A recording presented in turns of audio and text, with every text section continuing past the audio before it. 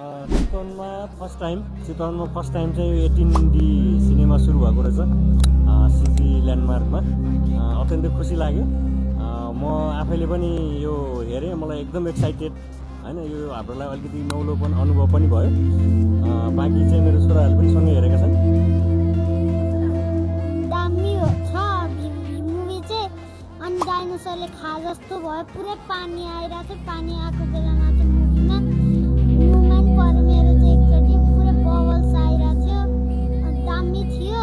डाइनोसरले खाइदिए जस्तो भएको थियो मलाई चाहिँ। एकचोटि त डाइनोसरको मुखबाट भित्रैबाट गएको दामी हो। लास्टै डर लाग्यो।